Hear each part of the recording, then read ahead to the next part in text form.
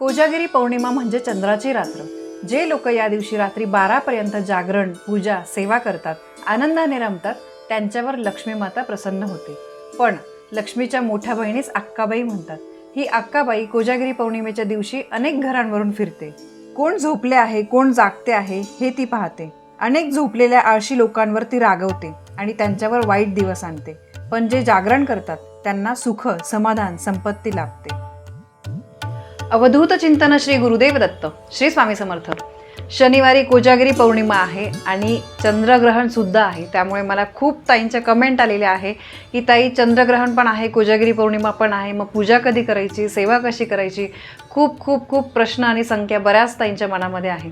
तर आज मी त्यासाठीच हा व्हिडिओ घेऊन आलेली आहे की आपल्याला पूजा केव्हा मांडायची आहे, प्रसाद दूध जे आहे ते तापवायचं आहे का नाही, दुधाचा प्रसाद खायचा आहे का नाही, या सगळ्याबद्दलची माहिती. कारण ग्रहण आहे तर त्यामुळे सगळ्यांना खूप प्रश्न पडलेला आहे.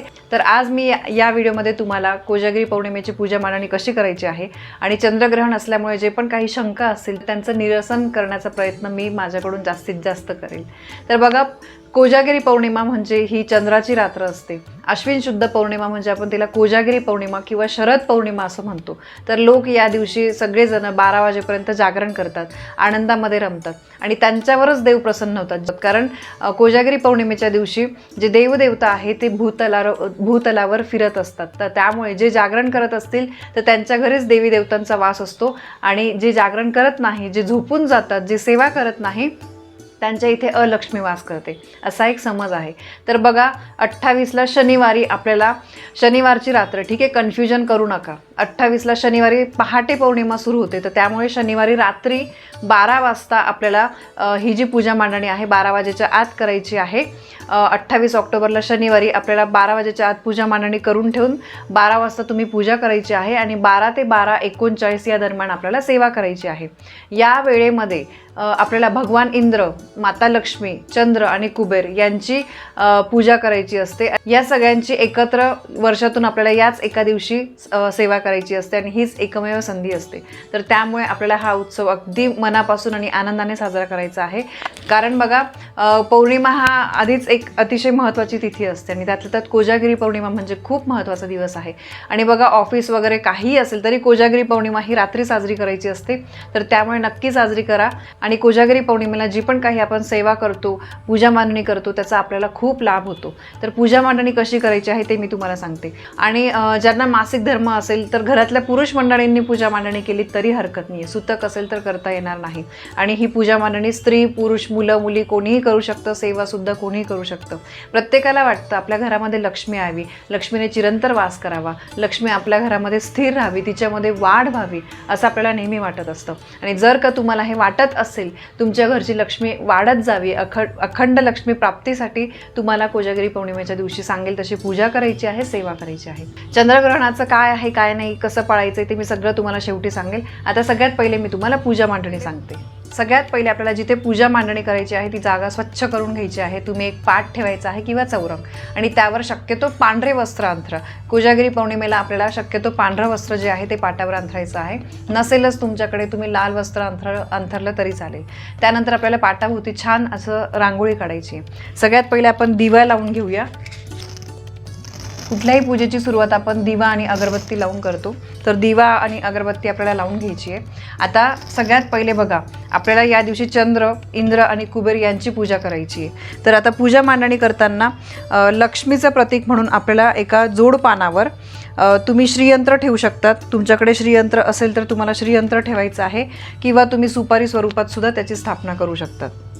सगळ्यात पहिले आपल्याला खाली तांदूळ टाकायचे आहे. त्यावर हे नागवेलीचे जे जोडपान आहे, 2 पानं घ्यायचे नागवेलीचे, ठीक आहे.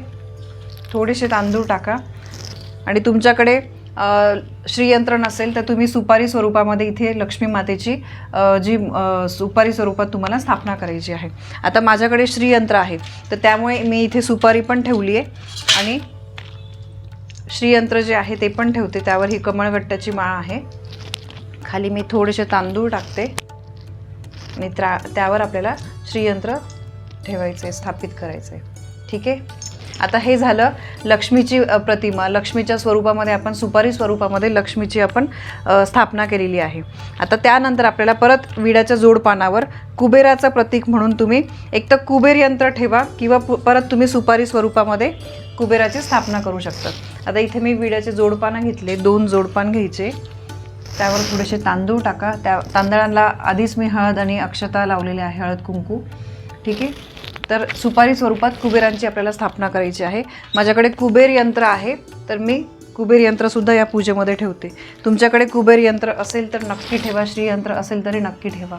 खाली थोडेसे तांदूळ ठेवते आणि त्यावर हे कुबेर यंत्र मी स्थापित करते. ठीक आहे. आता ही झाली लक्ष्मीची प्रतिमा, हे झालं कुबेराचं प्रतीक. आता आपल्याला तांदळाची रास करायची. इथे मध्यभागी आपल्याला तांब्या ठेवायचा आहे. इथे बऱ्यापैकी थोडेसे जास्त आपल्याला तांदूळ ठेवायचे. तांदूळांवर हळद कुंकू अर्पण करायचं आहे आणि याच्यावर आपल्याला तांब्याचा तांब्या, नसेल तांब्याचा तांब्या तुम्ही स्टीलचा तांब्या ठेवला तरी चालेल.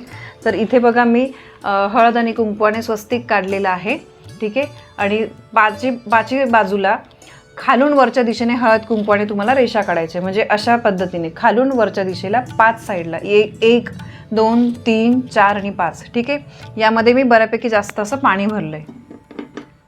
हा तांब्या आपल्याला ठेवायचा आहे. तांब्यामध्ये बघा 1 रुपया सुपारी टाकायची आहे. त्यानंतर हळद कुंकू आणि अक्षता अर्पण करायची आहे. हळद कुंकू अक्षता. त्यामध्ये 1 फूल टाका आणि यामध्ये आपल्याला आंब्याचे डहाळे, हे आंब्याचं जे डहाळं असतं एक तुम्ही छोटंसं असं डायरेक्ट तोडून आणा आणि त्यामध्ये आपल्याला हे आंब्याचं डहाळं ठेवायचं आहे. आता आपल्याला चंद्राचं प्रतीक म्हणून एक चांदीचा भरीव गोल किंवा तुम्ही फक्त तांदळाने सुद्धा असं चंद्राचा गोल आकार जो आहे तो काढू शकता. आता माझ्याकडे हा जो चांदीचा कॉईन आहे तर हा मी ठेवत असते. खाली तुम्हाला छान आधी तांदळाने गोल करायचा आहे, असा गोल चंद्रासारखा आकार. तुमच्याकडे चांदीचं काही नसेल तर तुम्ही फक्त तांदूळ जे आहे त्याला असं छान चंद्राचा असा गोल आकार द्या. आता मी तांदूळ ठेवले आणि त्यावर मी हा चांदीचा जो गोल आहे भरीव गोल हा मी ठेवला आहे. हे आहे चंद्राचं प्रतीक. कळालं.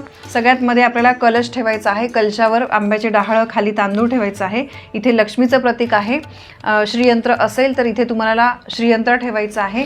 इथे कुबेराचं प्रतीक आहे सुपारी स्वरूपात आणि इथे कुबेर यंत्र आहे आणि इथे चंद्राचं प्रतीक आहे, चंद्र. ठीक आहे. आता या पूजेच्या प्रत्येक वस्तूला आपल्याला हळद कुंकू अक्षता अर्पण करायचं आहे. पहिले आपण कुबेर देवतांना हळद आणि कुंकू अर्पण करू, अक्षता अर्पण करू. त्यानंतर कुबेर यंत्रावर मी हळद टाकते. यानंतर आपल्याला दिव्याची सुद्धा पूजा करायची. इथे हळद कुंकू अर्पण करायचं आहे. आंब्याच्या डहाळ्यांवर पण हळद कुंकू अर्पण करा. त्यानंतर लक्ष्मी मातेला हळद कुंकू अर्पण करायचं आहे, अक्षता अर्पण करा. श्रीयंत्रावर कुंकू अर्पण करते. त्यानंतर चंद्रदेवताची पण पूजा करायची. चंद्रदेवताला आपल्याला हळद कुंकू अर्पण करायचं आहे, अक्षता अर्पण करायचं आहे. या प्रत्येक गोष्टीला आता आपण शक्यतो पांढरी फुलं अर्पण करा. चंद्रदेवतांना फुल अर्पण करूया. त्यानंतर कुबेर देवतांना, लक्ष्मी मातेला, श्रीयंत्रावर आणि कुबेर यंत्रावर. तर अशी मांडणी ही जी आहे ती तुम्हाला 12 वाजेच्या आत करून ठेवायची आहे आणि रात्री ठीक 12 ते 12:39 या मिनिटांमध्ये, या वेळेमध्ये आपल्याला आता इथे नैवेद्य दाखवायचं आहे. आता 12 ते 12:39 मध्ये आपल्याला या पूजेच्या इथे समोर दूध ठेवायचं आहे. आता मी वाटीभरच दूध घेतलं आहे. आपण कोजागिरीला घरातले सगळे दूध पित असतो, तर त्यामुळे तुम्ही मोठं पातेल्यामध्ये ठेवलं तरी हरकत नाही आहे. या नैवेद्याला आपल्याला हळद कुंकू अक्षता अर्पण करायचं आहे आणि त्याच्यावर आपल्याला एक तुळशीपत्र टाकायचं आहे. ठीक आहे. नैवेद्यावर तुळशीपत्र टाकायला विसरू नका. आणि बघा आता चंद्रग्रहण आहे, तर त्यामुळे तुम्हाला हा नैवेद्य दाखवायचा तर आहे. दूध तुम्ही संध्याकाळीच हे जे दूध आहे आपण बनवतो, केशर वगैरे टाकून आपण दूध बनवत असतो, तर हे तुम्ही संध्याकाळीच बनवून ठेवा, हरकत नाही. 12 ते 12:39 मध्ये हे जे भांडं आहे दुधाचं हे आपल्याला पूजेच्या समोर इथे ठेवायचं आहे. आणि तुळशीपत्र टाकायला बिलकुल विसरू नका. आणि नैवेद्य दाखवताना तुम्हाला मी सोबत प्रार्थना देते, ती म्हणायची आहे. ऋणरोगादी दारिद्र्यम अपमृत्यू भय शोक मनस्ताप नाशयंतु मम सर्वदा. तर असं म्हणून आपल्याला हा नैवेद्य जो आहे तो अर्पण करायचा आहे. नैवेद्य दाखवताना हा मंत्र म्हटल्यामुळे आपल्या घरातल्यांची आपल्यावरची जी अपमृत्यूची भीती आहे तर ती टळते. आणि आपल्याला प्रार्थना करायची आहे की हे देवा, माझ्यावरील कर्ज, माझ्या घरातील रोगराई, गरिबी, अपमृत्यू जे आहे ते टळू दे, माझे दुःख, मानसिक त्रास हे नेहमी नष्ट करा, माझ्यासोबत राहा, असं तुम्हाला मनापासून जे असेल ते प्रार्थना करायची आहे. हे लक्ष्मी देवता, चंद्रदेवता, माझ्या घरामध्ये सुख, शांती, आरोग्य अगदी उत्तम राहू दे, लक्ष्मी स्थिर राहू दे, असं तुम्हाला प्रार्थना करायची आहे. मनापासून जे काही तुमच्या मनामध्ये आहे ते तुम्हाला देवाला प्रार्थना करायची आहे. आता बघा, चंद्रग्रहण आहे या दिवशी, तर त्यामुळे आपल्याला हा जो नैवेद्य आहे हा अगदी आपण हातावर जसं तीर्थ घेतो त्याप्रमाणे तेवढाच तुम्हाला ग्रहण करायचं आहे. दूध पूर्ण पिऊ नका, कारण ग्रहण आहे. दरवर्षीप्रमाणे आपल्याला दूध ग्लासभर प्यायचं नाही आहे. दुसऱ्या दिवशी आपल्याला प्यायचं आहे. फक्त पूजेचा एक प्रसाद म्हणून अगदी तीर्थ एवढं दूध घरातल्या सगळ्यांनी प्यायचं आहे. आता आपल्याला सेवा काय काय करायची आहे ते मी तुम्हाला सांगते. 12 ते 12:39 तुम्हाला जमेल तेवढी जास्तीत जास्त सेवा करा. दुधाचा नैवेद्य फक्त घरातल्या व्यक्तींनीच घ्यावा आणि पूजेसाठी जे आपण सुपारी वापरलेले आहे ते आपल्याला जपून ठेवायचे आहे, कारण लक्ष्मीपूजनला पण आपल्याला कुबेर देवता आणि लक्ष्मी मातेची सेवा करायची असते. तर त्यावेळेस त्याच सुपारी तुम्ही लक्ष्मी स्वरूप आणि कुबेर स्वरूप वापरू शकता. आता बघा, सेवा काय करायची आहे तर 1 माळ श्री स्वामी समर्थ मंत्राचा जप करायचा आहे, जमल्यास 11 माळ. त्यानंतर लक्ष्मी गायत्री मंत्र, श्री विष्णू गायत्री मंत्र. लक्ष्मी गायत्री मंत्र आहे ओम श्री महालक्ष्मीच विद्महे विष्णू पत्नीच धीमहि तन्नो लक्ष्मी प्रचोदयात. यानंतर 1 माळ विष्णू गायत्री मंत्र, ओम नारायणाय विद्महे वासुदेवाय धीमहि तन्नो विष्णू प्रचोदयात. यानंतर 1 माळ नवार्णव मंत्र, ओम ऐं ह्रीं क्लीं चामुंडाय विचे. यानंतर कुबेर मंत्र. आता हे बघा, या ज्या गोष्टी मी तुम्हाला सांगते जमल्यास 1 वेळेस, 11 वेळेस, 51 वेळेस, जेवढ्या वेळेस तुम्हाला जमतील तेवढ्या वेळेस करायचं आहे. आणि जमल्यास मी तुम्हाला या सगळ्या गोष्टी डिस्क्रिप्शन बॉक्समध्ये पण देते. यानंतर तुम्हाला श्रीसुक्ताचा पाठ करायचा आहे. 1 वेळेस तुम्हाला व्यंकटेश स्तोत्र म्हणायचं आहे आणि गीतेचा 15वा अध्याय. तर या गोष्टी ज्या आहे ह्या सगळ्या सेवा आपल्याला करायच्या आहे. हे सगळं तुम्हाला नित्यसेवेच्या पुस्तकामध्ये मिळेल किंवा श्री गुरुपीठ ॲप जे आहे ते प्ले स्टोअरवरून तुम्ही डाउनलोड करा, तर तिथे सुद्धा तुम्हाला या सगळ्या गोष्टी मिळतील. आणि ही पूजा मांडणी तशीच ठेवायची आहे, रात्रभर तशीच ठेवायची आहे. पूजा मांडणी उचलायची घाई करू नका.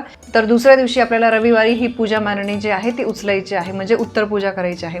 उत्तर पूजेला काहीही नाही आहे. फुलं पानं जे आपण वापरलेले आहे ते एक तर तुम्ही निर्माल्यात टाका किंवा एखाद्या झाडाजवळ टाका. त्यानंतर देवारातल्या वस्तू आपल्याला देवाऱ्यामध्ये ठेवायच्या आहे. या सुपारी तशाच सांभाळून ठेवायच्या आहे. पूजनाला सुद्धा आपल्याला कामात येतील. प्रसाद जो आहे तो आपल्याला खायचा आहे. तर तांदूळ जे आहे वापरलेले ते आपल्या तांदळांमध्ये टाका. ते आपण जसं काही खीर वगैरे बनवतो तर त्यासाठी तुम्ही त्याचा वापर करू शकता. पाणी तुम्ही घरामध्ये शिंपडा, उरलेलं पाणी तुम्ही झाडांना टाका. तर बघा, अशी अगदी सोपी पूजा मांडणी आहे. अजून एक महत्त्वाची माहिती मी सांगते.